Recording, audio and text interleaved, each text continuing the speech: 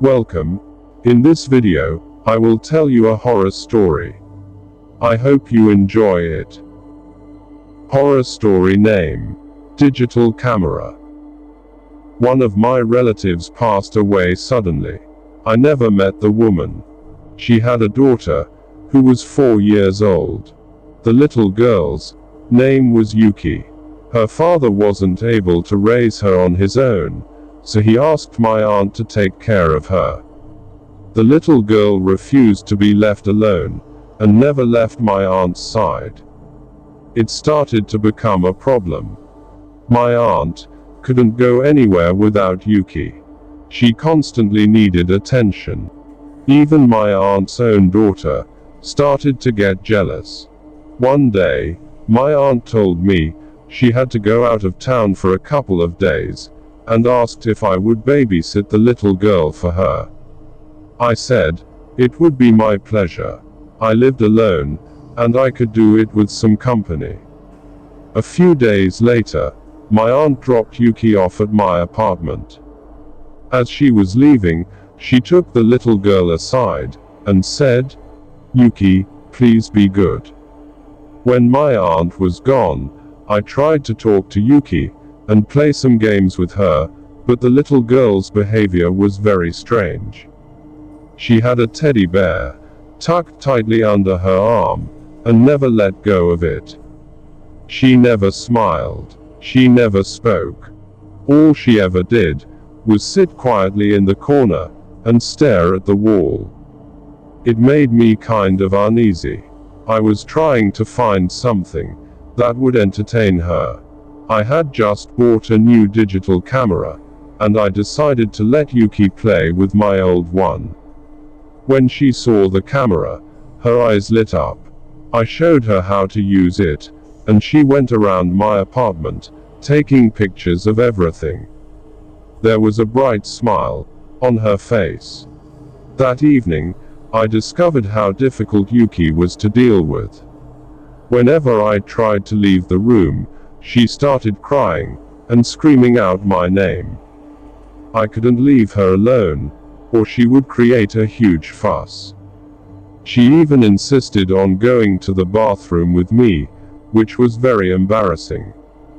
At bedtime, she refused to stay in the spare room, and insisted on sleeping in my bed. I read her a bedtime story, and after a while, I managed to get her to go to sleep. That was when I noticed her teddy bear. One of its legs was charred and blackened, as if it had been burned. It made me wonder. In the middle of the night, I was awoken by a strange noise. When I turned over, I saw that there was something wrong with Yuki. The little girl's body was trembling and shaking. Her eyes were wide open, her teeth were chattering, and tears were streaming down her cheeks. I held her close, and asked her what was wrong.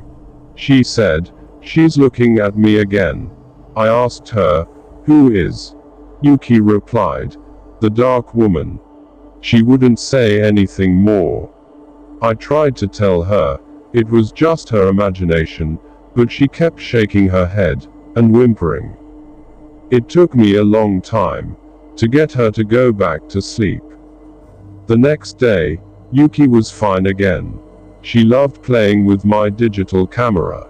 When it was time for her to go home, I told her she could keep it. Yuki hugged me. Although she didn't say anything, I could tell she was overjoyed.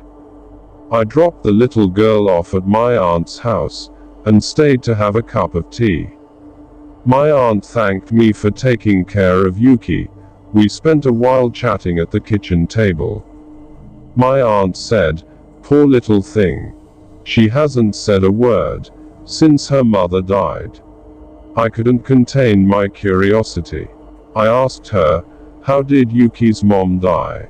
A strange look came over my aunt's face, and replied, "She died in a fire." I asked her, "How did the fire start?" My aunt hesitated, unwilling to talk about it. After a while, she said, "It's a very sad story. She committed suicide. Yuki's mother was a very troubled woman. She poured gasoline over herself and lit a match. She burned herself alive. I said her, "Oh my God, how horrible." My aunt replied, "Yes, her family was so shocked, they hushed it up and pretended it was an accident." We had a small funeral, but only close relatives were invited. Yuki wasn't there. She doesn't even know her mother is dead. She thinks her mother is just on a long holiday. We haven't had the heart to tell her the truth. I replied to her and said, "Poor Yuki."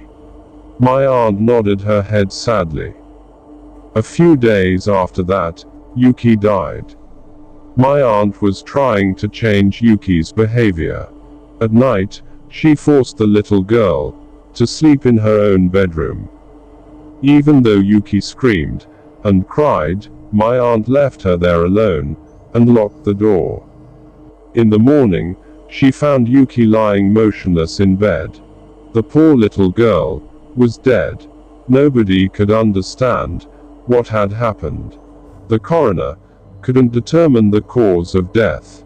There wasn't a mark on her body. She was perfectly healthy. She had just mysteriously died during the night. There was no explanation. After the funeral, I went back to my aunt's house. Everyone was very sad. She returned the digital camera I had given to Yuki. I took it home with me. It was something to remember her by. The memory card was full of random photos that Yuki had taken. I browsed through them, wiping a tear from my eye. There were pictures of my apartment, pictures of my aunt's house, pictures of flowers, dogs, toys, candy, silly pictures that a child would take.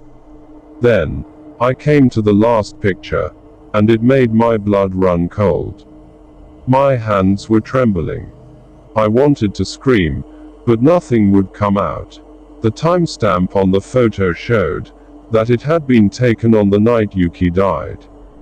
Here is the last picture that a poor little girl ever took with my digital camera.